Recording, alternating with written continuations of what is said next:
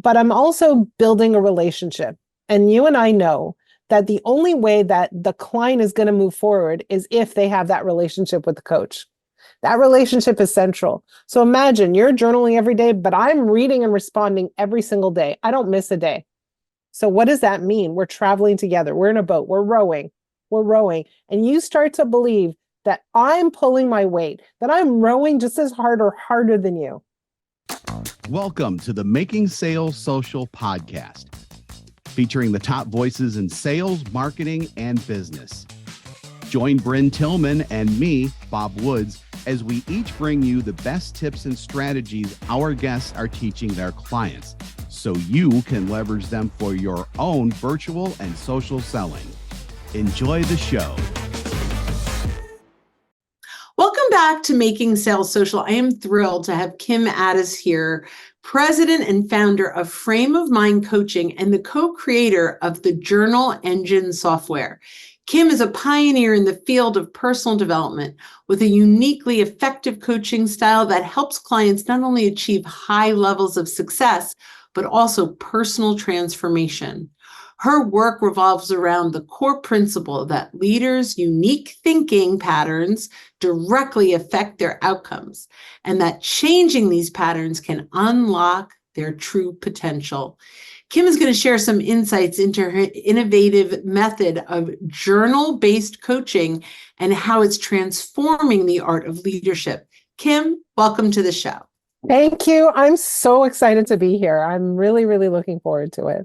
Oh, I'm thrilled to have you here. You're bringing in a brand new way of thinking, and I'm excited for me and the listeners. So before I jump in to really your expertise, we ask every one of our guests one question, which is, what does making sales social mean to you?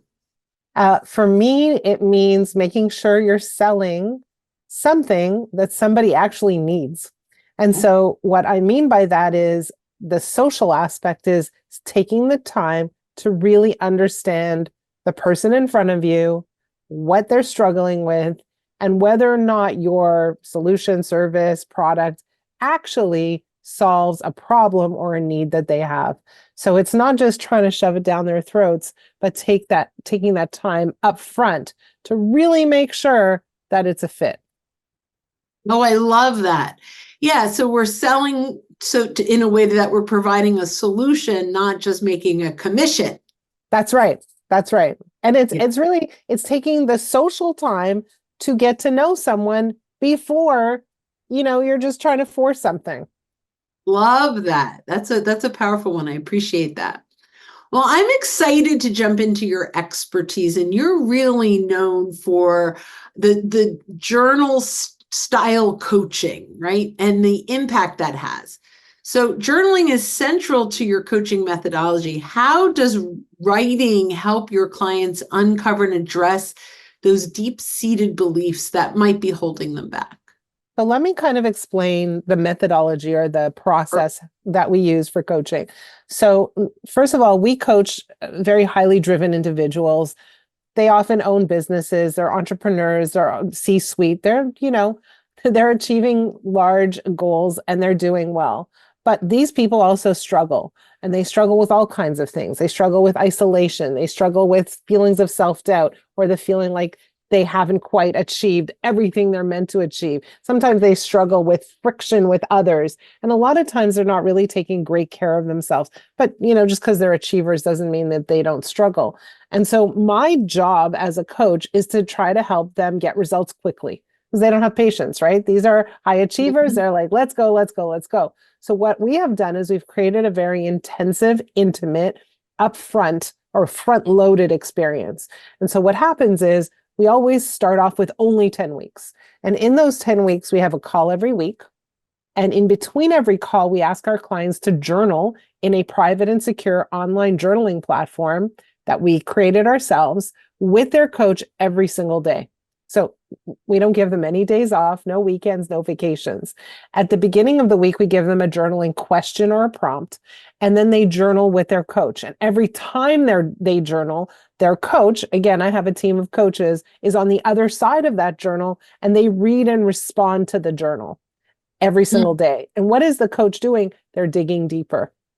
They're going beyond the surface. They're asking questions. They're understanding their storyline. But really, what are they after?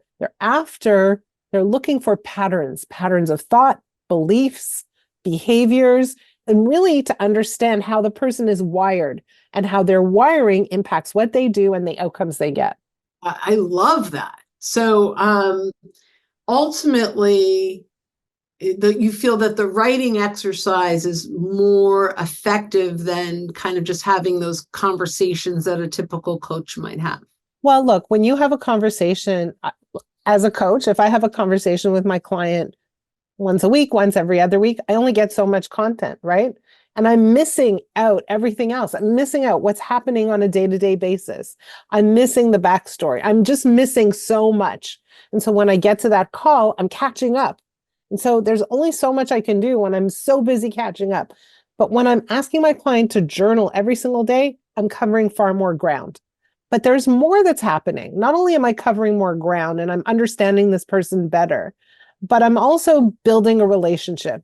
And you and I know that the only way that the client is going to move forward is if they have that relationship with the coach.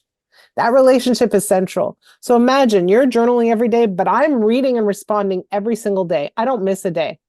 So what does that mean? We're traveling together. We're in a boat. We're rowing.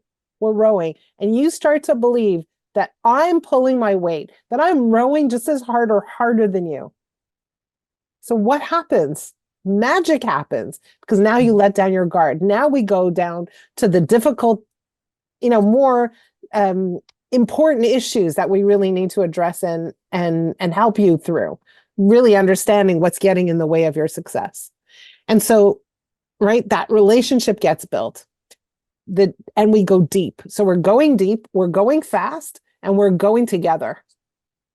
So I love this. Talk to me a little bit, though, of how you kind of interpret some of those journal entries and how do you provide feedback to help that client grow? Okay, so it depends on the stage of the journaling journey or the coaching journey, right? So at the beginning, what I'm trying to do is understand a person's storyline, understand how they show up in their world now, in the past, right?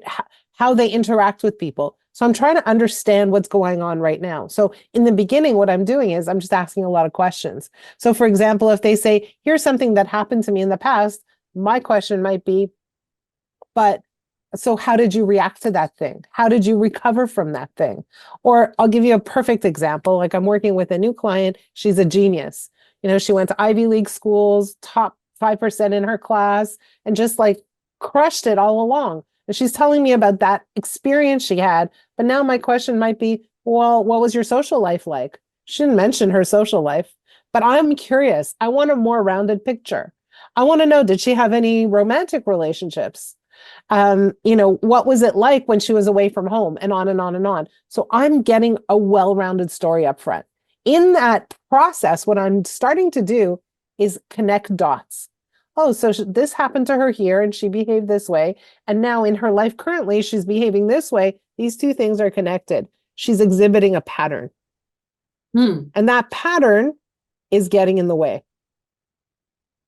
So interesting. So I would say the majority of the people that are listening to the podcast are in some kind of business development role. How can journaling help them, do a better job of connecting with prospects and closing more business?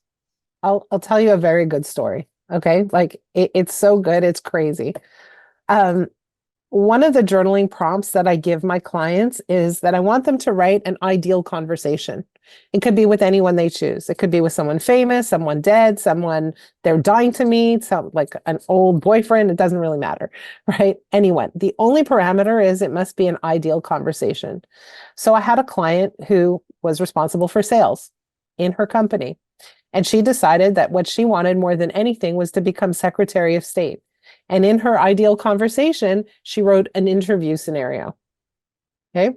And so in the interview, they said, wow, we read your resume. It's amazing. You look really, really qualified for this position. But tell us in your own words, what makes you the ideal candidate? What makes you truly the one that we should choose? And in her journal, keep in mind, she's journaling to me. She wrote like paragraphs and paragraphs and paragraphs about her qualifications.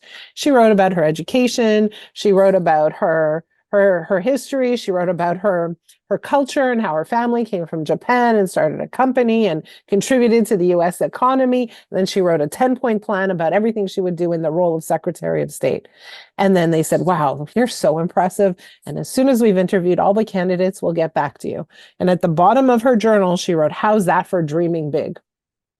Brynne, I'm going to ask you, do you think she's dreaming big? I think it sounds like she's dreaming appropriately big. It seems like, Appropriately big. That's an interesting word. That's a cautious word. what's that? So That's a cautious word. Yeah. So the truth is, I gave her a blank slate to create anything she wanted. Did she give herself the job? She gave herself an opportunity. Yeah. But she didn't give herself the job. What she gave herself is a blank slate to prove her value, where she had to go to an extreme length to explain why she was worth it, why she was worthy. Mm-hmm. And when we looked at her sales, what we noticed was that she wasn't closing deals. She was getting all kinds of opportunities. She was not closing deals. She wasn't asking for the sale. She wasn't asking for the job either. Yeah. She wasn't asking for the job. And so when she realized this is what she was doing, this is her pattern, literally the following 3 months, she exceeded her entire previous year's sales. And that's because when you start to understand how your thinking impacts everything you do and how you execute and ultimately your results, your world changes. So am I here on this earth just to help people increase their sales? No, but that's what happens. That's a real mic drop moment. Like that's really, really powerful. Really powerful. Yeah, I love that. I love that. Wow. So, that's really a transformative story in how someone can really just shift the way they think about their dreams. So I understand now how the power of journaling and writing can really be effective. What happens when you have a client who's resistant to that change? Like what? And like, what does that look like? They're like, okay, like, I guess they've got excuses of why, or they defend their behavior. How do you overcome that? So, I'm going to answer you in two diametrically opposed ways. Okay. Okay. And they're contradictory because that's the way it goes, right? So the first thing that I want to say is that people come to me for coaching because they know that they are going to get a whole other level of attention.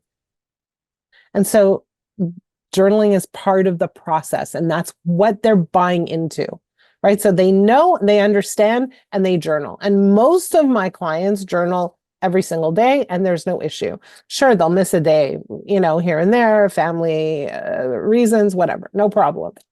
Does it happen that someone understands what they're buying into, but they still struggle to journal? Yes, of course. And I'll tell you a whole different story. I had a client who was always late for calls. He canceled on me all the time. When he showed up, he looked like he was always like tired. He needed to sleep, and he was never journaling. And every time I saw him on my calendar, I'm like, oh no. Like, I don't even know what to talk to him about at this point. I feel like I'm super skimming. It's not good. Like, this is not how I coach. This is not my ideal client. This is a disaster, right? And I was not looking forward to it. But finally I said, listen, like, you're not journaling. You're missing calls. You're showing up late. What's going on? He's like, I'm really tired. I'm like, why are you so tired? He said, I can't sleep. I said, why can't you sleep? He said, I'm having terrible nightmares. I said, okay, we're changing the way we coach. And what I did instead was I said, this is what we're going to do. I'm throwing out everything I know about coaching. And what I'm going to do is I'm going to interview you. I want to know every single moment of your life from birth until now. And I'm just going to interview you. I'm not going to coach you. I'm just going to interview you so you can offload everything that's brewing up inside of you so you can sleep better. Right? And so he never missed another call. He was never late again. And he just started talking and talking and talking and talking. And I would ask some questions, right? I would take hundreds of notes, but we were recording every call so that he could have the transcript. In a way, that transcript behaved as his journal. That's awesome. Right? So do we sometimes need to change the game? Yes. But if we approach every client individually, but we have a set of principles, a way that we operate, which is, for me, I started coaching 20 years ago. And when I started coaching 20 years ago, I had one question. And I became obsessed with this question. How do we deliver exceptional coaching? Period. End of story. How do we do it in such a way that they are sure, they have no question about the value that you deliver, that it's tangible and real, and that they go around telling everybody about you and your services, and that when they need you, they come back when they do? How do we do that? That's the question. Yeah, that's fantastic. Right? And the way we do that is by becoming intimate with our clients and giving them what they need when they need it. And sometimes it means you need to, go away from your original plan for 5 minutes and then come back. Yeah, I love that. And I do love that it's really tailored to every client. That makes so much sense. Yeah, of course. So as we're coming down to kind of a wrap on this, my second to last question is, what question did I not ask you that I should have? You might want to ask me, like, what's the best way for people to reach me? Well, that's the last question. That's the last one. So I think a really great question is, what's a great journaling prompt that people can use to make some progress on their own? Awesome. What's a great journaling prompt that people can use to make progress on their own? So I'm going to give you 2 answers to that. Number one is, we have a series of journaling prompts that people can access on the website, and I'll give that to you in a minute. But a really great journaling prompt is 2 questions, 1 and 2. Question number 1 is, what do you really, really want more than anything in the world? Write it down. And I said 2 reallys, right? I said, really, really, what do you really, really want? Because I want you to think about what you truly, deeply want, not what is expected of you, not what you think you should want, not what other people want for you, not thinking about only what you can have, right? Don't think about what's realistic, but think about what you truly, deeply want. The second question is, ask yourself, why don't I have it now? What's getting in the way? Oof. And write down all the reasons. And what I want you to understand is that your answer to that question is a function of your beliefs, of your mindset, of your perspective on yourself. And it's a really great starting point to start to do a little bit of personal assessment, or really analyzing how your thinking is impacting you. And if you're really bold, you can send it to me and I will respond to that journaling prompt. You can find me. That's amazing. So where can they find you? So Kim at frameofmindcoaching.com for starters. And if you want those journaling prompts, go to frameofmindcoaching.com. You can find me there. Wonderful. Thank you so much. There were such great nuggets, and I am going to start with those prompts. I think that, it was a little gut punch when I heard the second question, which is, why aren't you getting it now? And then I realized, wow, we got to know that. Well, it's not that we got to know that. Most of us don't know that, because we will come up with all the reasons, but the real reason, the biggest thing getting in our own way is the thinking we're unaware of. And the process that I engage in is to make that come to surface so that we could really look at it and help you change the way you think, change your belief systems to line up your beliefs with your goals, so it becomes easy to get to where you need to go. Brilliant. I love this. Thank you so much. And thank you for sharing your insights with the audience. Thank you so much for having me on your show. Oh, I love it. I can't wait to hear all the great feedback, because I know people are going to absolutely love it. So thank you so much. And for all our listeners, when you're out and about, don't forget to make your sales social. Don't miss an episode. Visit socialsaleslink.com/podcast. Leave a review down below. Tell us what you think, what you learned, and what you want to hear from us next. Register for free resources at linkedinlibrary.com. You can also listen to us on Apple Podcasts, Spotify, and Google Play. Visit our website, socialsaleslink.com, for more information.